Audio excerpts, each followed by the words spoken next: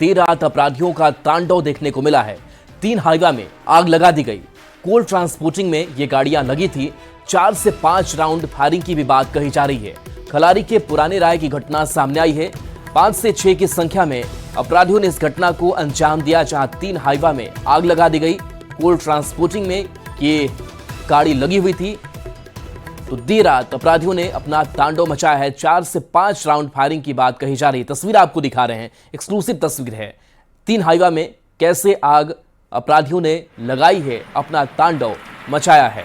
बता दें कि ये गाड़ियां कोल ट्रांसपोर्टिंग में लगी हुई थी और इसको आग के हवाले कर दिया गया। इसके साथ 4 से 5 राउंड फायरिंग की भी बात कही जा रही है और 5 से 6 की संख्या में अपराधी पहुंचे थे, जिन्होंने जमकर तांडव मचाया।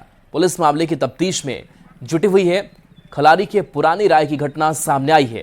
तो देखिए, 5 से 6 की संख्या में अपराधी और इतना बड़ा तांडव मचाकर वो चले जाते हैं, हाईवे में आग लगा देते हैं, 4 से 5 राउंड फायरिंग भी करते हैं और वहां से फरार हो जाते हैं। देर रात अपराधियों ने जमकर ये तांडव मचाया है। रांची की तस्वीर आपको दिखा रहे हैं और इस घटना के बाद से लोगों में भी दहशत का माहौल है। लोग कार्रवाई की मांग कर रहे हैं। कोल ट्रांसपोर्टिंग में ये गाड़ियां लगी हुई थी और प्रशासन पर भी सवाल खड़े हो रहे हैं कि आखिर कब तक ये अपराधी अब पुलिस की गिरफ्त में होंगे, उनके ऊपर कार्रवाई की जाएगी। ओम प्रकाश हमारे साथ न्यूज 18 संवाददाता। ओम प्रकाश, तस्वीर देख रहे हैं, कैसे तांडव मचाया अपराधियों ने, अभी क्या हालात है, क्या कार्रवाई भी पुलिस की तरफ से? जी, फिलहाल अगर बात की जाए तो पुलिस जो है इस पूरे मामले में कौन कौन अपराधी संलिप्त है उनकी जानकारी जो है वो जुटाने का प्रयास कर रही है। हालांकि अब तक पुलिस के हाथों सफलता नहीं लगी है। बता दें कि बीते दिनों भी राजधानी रांची की अगर बात की जाए तो ओरमांझी इलाके में भी इस तरह की आगजनी की एक घटना हुई थी। हालांकि उस मामले में आरोपी जो है वो गिरफ्तार उन्हें भी अब नहीं किया जा सकता है। तो वहीं दूसरी तरफ ये दूसरी घटना जो है वो हो चुकी है, जिसमें कि अपराधियों ने एक साथ 3 हाईवा को जो है वो आग के हवाले किया है। तो पूरे मामले में जो वरीय अधिकारी हैं वो भी मॉनिटरिंग कर रहे हैं। तो वहीं आसपास के जितने भी थाना पुलिस है, तमाम पुलिस के द्वारा जो है इस मामले का उद्भेदन करने का प्रयास किया जा रहा है। वहीं पर जिस तरह से ये घटना घटी है, इलाके में दहशत का माहौल है।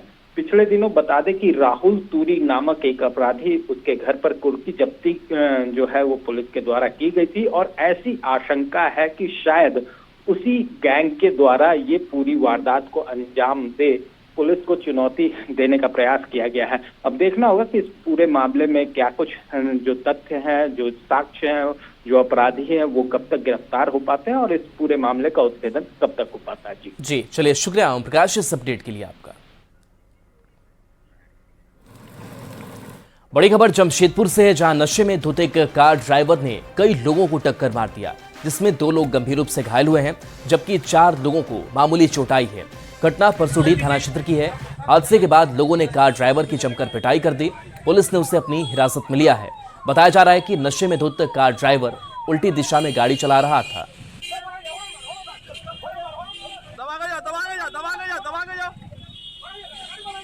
लड़का है जो गाड़ी चला रहा था, पूरा नशा में है और आप देखिए गाड़ी पूरा रॉन्ग साइड जाके डायरेक्ट उधर से आने वाला आदमी को मारा है। नशा में धुत है वो। हम लोग आगे निकल के साइकिल वाले हम लोग का साथ साथ था, मारा उसको। सबसे पहले साइकिल वाला इधर फेंकाया, फिर देखिए पीछे मुड़ के देखे मेरा साला को भी उड़ा दिया मार के, वो बाइक वाला। जल्दी से गाड़ी खड़ा किए, देखे तब तक सब लोग बेहोश पड़ा हुआ उधर। अच्छा, रॉन्ग साइड से धक्का मारा गया कार के द्वारा। लोगों के द्वारा बताया जा रहा है कि शराब के नशे में है। एक व्यक्ति को तो गिरफ्तार किया गया है अभी और थाना ले जाया जा रहा है। बड़ी खबर गुमला से है, जहां एक बार फिर हाथियों के झुंड ने गांव में डेरा जमा दिया है, जिससे गांव के लोग डरे सहमे हैं और भगाने में जुटे हैं। गुमला में भरनों के सूपा महुआ टोवी आम बागान में 18 जंगली हाथियों का झुंड आ गया है, जो खलिहान में रखे धान को चट कर रहे हैं। साथ ही खेतों में लगी फसलों को भी रौंद दिया है, जिससे ग्रामीण गुस्से में हैं और किसी तरह से हाथियों को भगाने की कोशिश कर रहे हैं। ग्रामीणों की सूचना पर वन विभाग की टीम और पुलिस भी गांव में कैंप कर रही है। बताया जा रहा है कि लोहरदगा के भंडरा इलाके से ये हाथी गुमला में घुसे हुए हैं।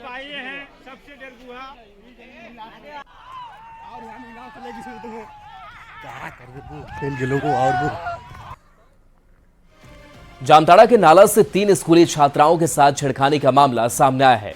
परिहारपुर और काली पहाड़ी के बीच जा रही मुख्य सड़क पर स्कूल से घर जा रही 3 नाबालिग से 3 मंचलों ने छेड़छाड़ की वारदात को अंजाम दिया। छात्राओं ने जब शोर मचाया तो ग्रामीण जुट गए और तीनों मनचले युवकों को पकड़कर पुलिस के हवाले कर दिया। पुलिस ने मामला दर्ज कर तीनों आरोपियों को न्यायिक हिरासत में भेजा है। आदमी घुसपैठी का हो सकता है, हम लोग को पता है नहीं। वो थाना प्रभारी को हमने कहा कि देखिए सर, इसको संज्ञान में लीजिए और इसको जांच पड़ताल कीजिए, और बोला कि ठीक है भैया, तो इसको हम जेल भेज रहे हैं और उसके बाद में कार्रवाई करके आपको निश्चित कार्रवाई किया जाएगा, यही हमको आश्वासन दिया गया। रांची में छात्राओं से छेड़खानी और गलत तरीके से छूने के मामले में पुलिस एक्शन में दिख रही है। मामले में एक आरोपी को गिरफ्तार किया गया है। वहीं पुलिस के रडार पर एक पूर्व पार्षद सहित 4 लोग हैं जिन पर जल्द कार्रवाई हो सकती है। कोतवाली थाना क्षेत्र में कन्या विद्यालय की छात्राओं से छेड़खानी मामले में हिंदपीढ़ी के जसीम को गिरफ्तार किया गया है। जसीम ने ही आरोपी फिरोज को पनाह दिया था और उससे सहयोग भी कर रहा था। बता दें कि छेड़खानी मामले में 6 पुलिसकर्मियों को सस्पेंड किया जा चुका है। उन पर काम में लापरवाही बरतने का आरोप लगा है। स्कूल बालिका स्कूल से छेड़खानी की घटना आई थी, उसी पे हम लोगों ने एक पूर्व में भी एक मुख्य अभियुक्त को जो छेड़खानी कर रहे थे मोहम्मद फिरोज अली को गिरफ्तार करके जेल भेज दिया। उस समय हम लोगों ने छानबीन किया था। अनुसंधान क्रम में कुछ लोग उनको सहयोग कर रहे थे और उनको पनाह दे रहे थे। इस आलोक में भी आज एक हम लोगों ने हिरासत पे लिया है। उस पर हम लोग लगातार कार्रवाई कर रहे हैं। उसका नाम जसीम है, जो नाला रोड के ही रहने वाले हैं। तो इसमें जितने लोग उसको सहयोग कर रहे थे या पनाह दे रहे थे, उस पर भी हम लोग कार्रवाई कर रहे हैं। रांची से बड़ी खबर, जहां अवैध हथियार के कारोबार पर एक्शन गिरोह का मास्टरमाइंड गिरफ्तार किया गया है। व्हाट्सएप के जरिए ये खेल चल रहा था। अपराधियों को ये हथियार सप्लाई करता था। नेटवर्क को खंगालने में पुलिस जुटी हुई है, तो गिरोह का मास्टरमाइंड गिरफ्तार किया गया है। रांची से ये बड़ी खबर, जहां व्हाट्सएप के जरिए ये पूरा खेल चल रहा था। अवैध हथियार के कारोबार पर पुलिस ने एक्शन किया है।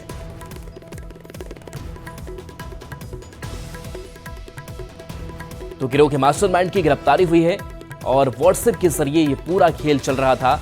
रांची से बड़ी खबर, जहां बड़ी सफलता हाथ पुलिस को लगी है। अपराधियों को हथियार भी सप्लाई किया जाता था और इस पूरे नेटवर्क को भी खंगालने में पुलिस जुटी हुई है। तो मास्टरमाइंड की गिरफ्तारी के बाद उससे पूछताछ होगी और कौन कौन से लोग इस नेक्सस में शामिल हैं, उन तक भी पुलिस पहुंचने की पूरी कोशिश करेगी।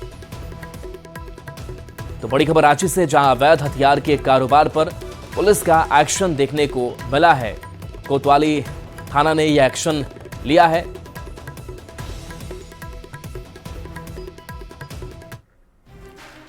झारखंड में आज से बीजेपी अपने सदस्यता अभियान की शुरुआत करने जा रही है, जिसका उद्देश्य अधिक से अधिक लोगों को पार्टी से जोड़ना है। पार्टी ने इस अभियान को संगठन महापर्व का नाम दिया है और 5600 शक्ति केंद्रों पर इसे संचालित किया जाएगा। इस बार सदस्यता ऑनलाइन माध्यम से होगी। इसमें मिस्ड कॉल की बजाय नमो ऐप का उपयोग किया जाएगा।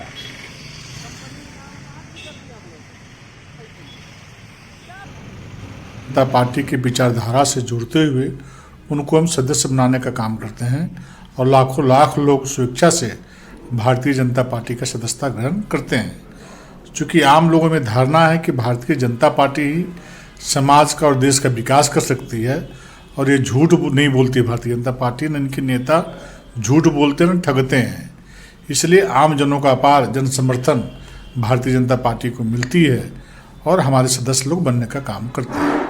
ये भारतीय जनता पार्टी का जो सदस्यता अभियान है, इसको पार्टी ने संगठन महापर्व का नाम दिया है।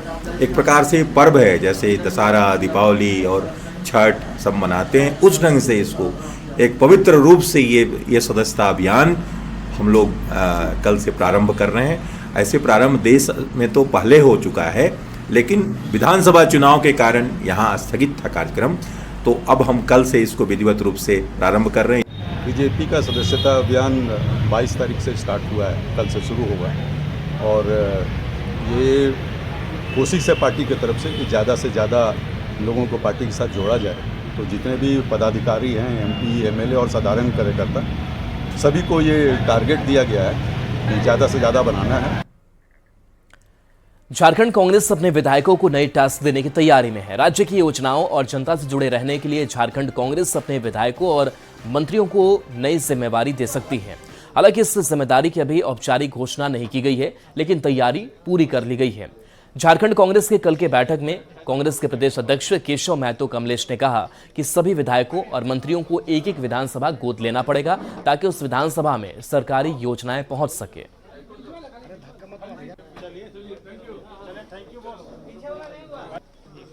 अपने विधानसभा के अतिरिक्त एक एक विधानसभा गोद लेने को कहा गया है और वहाँ तमाम कार्यकर्ताओं के साथ मिल करके सरकार के जो कार्यक्रम हैं उसको लेकर के किस प्रकार से जनता को लाभ मिल सके इसका विशेष ख्याल रखना है। मंत्रियों को भी दिशा निर्देश दिया गया है। अब जगह जगह जिस प्रकार से लोग जा रहे हैं, समीक्षा कर रहे हैं, उस दरमियान कार्यकर्ताओं की समस्याओं को सुनना और उनका निराकरण करने का भी निर्देश हुआ है। ज़रूर कहा ऐसा अध्यक्ष जी के तो ये निर्देश रहा था कि जितने भी विधायक और मंत्री हैं सभी भी अपने अपने क्षेत्र में जाते हैं। पूरे झारखंड में जब भी दौरा हो सिर्फ अपने विधानसभा की बात नहीं कही गई, पूरे क्षेत्र की बात कही गई कि मंत्री कभी भी कहीं किसी क्षेत्र में जाते हैं तो संगठन के लोगों को महत्व दें, उनके साथ बैठें, उनकी क्या समस्याएं हैं, वहाँ के कार्यकर्ताओं का काम कैसे निकाले, सरकार की योजनाओं को वहाँ तक कैसे पहुँचाए और अन्य जो हमारे मंत्रीगण हैं वहाँ के लीडर और संगठन से मिल कर के वहाँ का कार्यक्रम को कैसे वहाँ पे कराएं, इन तमाम चीज़ों पे हुई। झारखंड सरकार के जनजातीय कल्याण मंत्री चमरालिंडा ने राज्य में हो रहे आदिवासी महिलाओं का अंतरजातीय विवाह का मामला उठाया है। मंत्री चमरालिंडा ने अंतरजातीय विवाह करने वाले आदिवासी महिलाओं पर आदिवासियों की हकमारी का आरोप लगाया है। देखिए अंतरजातीय विवाह पर चमरालिंडा का बयान। पिताजी आदिवासी नहीं है और माँ आदिवासी है तो उनका संतान, मान लिया कोई सिंह है और उसकी जो माँ है उसका आदिवासी है तो उसका बेटा को तो वही होना चाहिए ना, वो टाइटल आदिवासी का हो जाता है। दूसरी बात है कि जो आदिवासीगण शादी कर ली कहीं दूसरे जगह तो आदिवासी का कोटा से एमएलए बनना, मंत्री बनना, मुख्यमंत्री बनना या ऐसा सपना देखना या मुखिया बनना, ये चीज़ें नहीं होनी है। ठीक है, अंतर जातीय विवाह होती है, इसको प्रोत्साहन भी होना चाहिए, किया जाता है हुए, मगर आदिवासी का राइट इससे छीना ना जाए, ये बातों को मैंने कहा था। मुख्यमंत्री हेमंत सोरेन ने पत्नी कल्पना सोरेन के साथ तिरुपति में भगवान वेंकटेश्वर की पूजा अर्चना की। उन्होंने तिरुमाला में बालाजी और तिरुपति में पद्मावती अम्बावारी मंदिर में पूजा अर्चना की और राज्यवासियों के सुख, शांति, समृद्धि और स्वस्थ जीवन की कामना की।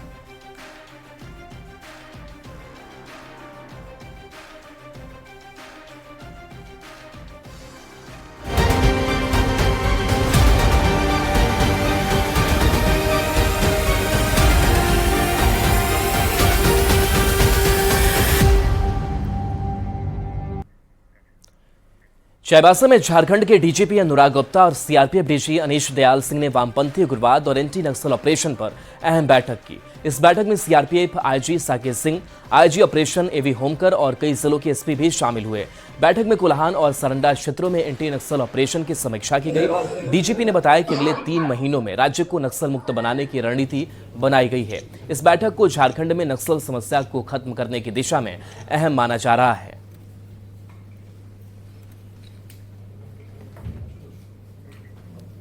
तो देखिए एंटी नक्सल ऑपरेशन पर यह बैठक हुई। डीजीपी और सीआरपीएफ डीजी की यह बैठक की गई और इस बैठक में ये समीक्षा की गई कि हमने कहां तक ये ऑपरेशन चलाया है और कितना फीसदी जो नक्सलवाद है उसका हमने खात्मा किया है। हालांकि बहुत जगहों पर नक्सलवाद का सफाया भी हुआ है, लेकिन कुछ जगहों पर अभी भी लगातार इनकी नज़र है। 3 घंटे तक पूरी ये बैठक चली और 3 महीने में राज्य को नक्सल मुक्त कराने की जो बात है वो भी कही गई।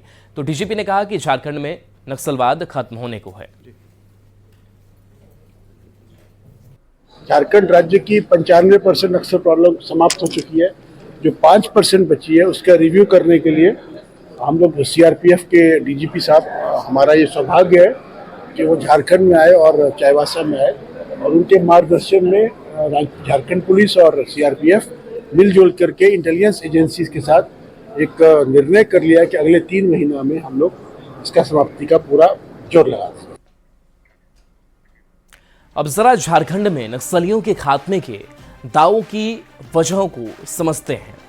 तो देखिए झारखंड में लगातार नक्सलियों की जो कमर है वो टूट रही है। तो किस तरीके से नक्सलियों की उल्टी गिनती शुरू हुई है वो एक एक करके समझते हैं। तो सबसे बड़ा नक्सली संगठन की अगर बात करें, और इस साल अब तक 400 से ज्यादा नक्सली जो है वो जेल पहुंचाए गए हैं, यानी कि इस तरीके की कामयाबी पाई है। इस साल एनकाउंटर में अब तक 10 नक्सली ढेर किए जा चुके हैं। तो कैसे खात्मा किया जा रहा है? ऑपरेशन चला करके इस साल अब तक 12 से ज्यादा हार्डकोर नक्सलियों का सरेंडर भी हुआ है, यानी कि वो मुख्य धारा में जुड़े हैं। वो पिछले 5 साल में नक्सलियों के खिलाफ बड़ी कामयाबी यहां जवानों ने हासिल की है। इसके साथ साथ झारखंड में नक्सलियों की जो कमर है वो टूट रही है, अब नक्सलवाद खात्मे की ओर है। तो ये अब ऑपरेशन, और इस ऑपरेशन का जो सीधा फायदा है वो झारखंड के राज्यवासियों को भी पहुंच रहा है, क्योंकि अब वो भी अब राहत की सांस ले रहे हैं। और देखिए, हजारीबाग में ठंड से बचने के लिए प्रशासन की ओर से आश्रय गृह चलाए जा रहे हैं। नगर निगम की ओर से इसमें गरीबों को निःशुल्क सुविधा दिए जाने की बात कही जा रही है, लेकिन लोगों का आरोप है कि इसके लिए उनसे 50 रुपया शुल्क लिया जाता है और किसी तरह की सुविधा नहीं दी जा रही है। में हमारे द्वारा कंबल की व्यवस्था है और हीटर की व्यवस्था है, पेयजल की व्यवस्था है और कुछ सुविधाएं वहाँ पे अभी जो नहीं है उनको हम तुरंत ही उसके लिए कार्रवाई की जा रही है कि उसको तुरंत ही वहाँ पे दिलवा दिया जाए। हजारीबाग के बस स्टैंड समीप जो है नगर निगम के द्वारा आश्रय गृह का निर्माण करवाया गया है। बता दें कि यह इसलिए भी निर्माण करवाया गया है क्योंकि कई ऐसे मजदूर कैटेगरी के वर्ग के लोग हैं जो मजदूरी करते हैं, रिक्शा चलाते हैं, उन लोगों को जो है एक आश्रय मिल सके। अभी हम इसी आश्रय गृह में आए हैं और यहाँ की हकीकत और इस सच्चाई को जानेंगे कि आखिर सुविधा के नाम पर जो है यहाँ पर क्या कुछ दिया जाता है। फिलहाल तो कुछ नहीं है, यहाँ तक कि यहाँ के जितने राहगीर आ रहे हैं सभी से 50 रुपए की राशि निकासी की जा रही है। यहाँ तो फ्री में यहाँ पे रखना है, निःशुल्क रखना है, तो फिर 50 रुपए क्यों? नहीं, यहाँ के लोगों का कहना है कि साफ सफाई के नाम पे 50 रुपए की राशि ली जा रही है, लेकिन हालांकि आप देख सकते हैं यहाँ साफ सफाई के नाम पे सुबह में उठते के साथ एक झाड़ू लगाने तक के लोग यहाँ पे मौजूद नहीं। यह जो आश्रय गृह है आप लोग के लिए ही बनवाया गया है? नहीं भैया ठीक है, लेकिन हम लोग को व्यवस्था नहीं मिल रहा है सर। क्या कमियां देखी जा रही है? देखिए, कंबल भी पतला है, प्लस की खिड़की सब खुला है, हवा आता है, नींद पड़ता नहीं ठीक से। साफ सफाई का क्या कुछ है? साफ सफाई आप देख ही रहे हैं कि क्या है, बाथरूम सब वही है, खाली पैसा लेता है, लोग खा लेता है और कुछ करवाता नहीं है। इस तरीके से जो समस्याओं का यहाँ पर सामना कर रहे हैं तमाम मजदूर जो यहाँ रह रहे हैं, उन पर जो है जिला प्रशासन की ध्यान कब तक जाती है और इन लोगों को क्या कुछ फिर सुविधा उपलब्ध हो पाता है, यह भी देखने वाली बात होगी। सुशांत सोनी, न्यूज 18 हजारीबाग। आज झारखंड के मौसम की करें तो मौसम विभाग ने राज्य के उत्तरी, पूर्वी और दक्षिणी हिस्से में घने कोहरे का अलर्ट जारी किया है। शनिवार को झारखंड में कई ऐसे जिले रहे जहां तापमान 10 डिग्री से नीचे रहा। हालांकि सोमवार से मौसम थोड़ा साफ होगा। और ज्यादा जानकारी दे रहे हैं न्यूज 18 संवाददाता गौरव झा। राज्य के कई हिस्से में आज मौसम विभाग ने कोहरे को लेकर येलो अलर्ट जारी किया है। राज्य के कई हिस्से में आज घने कोहरे सुबह के वक्त रह सकते हैं। हालांकि कल से मौसम साफ होने का पूर्वानुमान भी मौसम विभाग ने लगाया है। अगर मौसम की बात करें तो झारखंड की राजधानी रांची का मौसम भी ठंड है और इस ठंड के मौसम में हर कोई चाहता है कि किस तरीके से अपने शरीर को गर्माहट दे। और सुबह की तस्वीरें आपको रांची और आसपास के इलाके से देखने को मिलेगी कि जब लोग मॉर्निंग वॉक के लिए निकलते हैं। अगर रांची और आसपास की बात करें और आज के मौसम की बात करें तो मौसम पूर्वानुमान के मुताबिक आज जो है वो राज्य के उत्तरी, पूर्वी, मध्य और दक्षिणी भागों में कहीं कहीं घने कोहरे रहने की संभावना जाहिर की गई है। इसके साथ साथ न्यूनतम और अधिकतम तापमान की बात करें तो कल कई जिले ऐसे रहे हैं जहां का न्यूनतम तापमान 10 डिग्री और 10 डिग्री से कम रहा है। अगर अधिकतम तापमान की बात करें तो गोड्डा एक ऐसा जिला है जहां सबसे अधिक तापमान 28 डिग्री के आसपास दर्ज किया गया है। मौसम विभाग की माने तो राज्य के अलग अलग जिले का जो तापमान कल का रहा है उनमें से कम तापमान यानी सबसे कम तापमान की अगर हम बात करें तो गुमला का 8.5, चतरा का 9.8, हजारीबाग का 9.9 और इसके साथ साथ लोहरदगा, पाकुड़ कई ऐसे जिले हैं जहां का तापमान 10 डिग्री के आसपास। पूर्वानुमान लगाया है कि कल के बाद जो है वो मौसम साफ हो सकता है और पूरे राज्य भर में मौसम साफ होने के बाद जो अगले कुछ दिनों तक है वो बहुत ज्यादा न्यूनतम तापमान में अंतर देखने को नहीं मिलेंगे। गौरव झा, न्यूज 18 रांची। हजारीबाग में वोकल फॉर लोकल पर आधारित हस्तशिल्प मेला का आयोजन किया गया, जिसमें महिलाएं बढ़ चढ़कर हिस्सा ले रही हैं। होमगार्ड चौक के अर्बन हाट में गांधी शिल्प बाजार में 22 दिसंबर तक मेला चलेगा। इसमें झारखंड सहित विभिन्न राज्यों के कलाकारों ने कलाकृतियों की प्रदर्शनी और बिक्री के लिए स्टॉल लगाए हैं। इसमें झारखंड के सोहराय, कोहबर, डोकरा और बिहार की मधुबनी पेंटिंग विशेष आकर्षण का केंद्र बना हुआ है।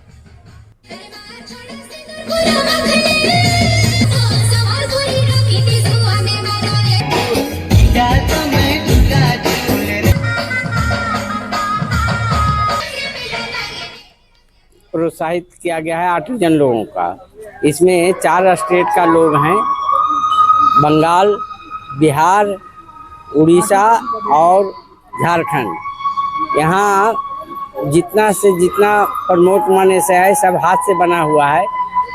बम्बू क्राफ्ट है, डोकरा क्राफ्ट है, जूट क्राफ्ट है, ये सब और हैंडलूम का भी कुछ सामान है जो कि हाथ से बनता है।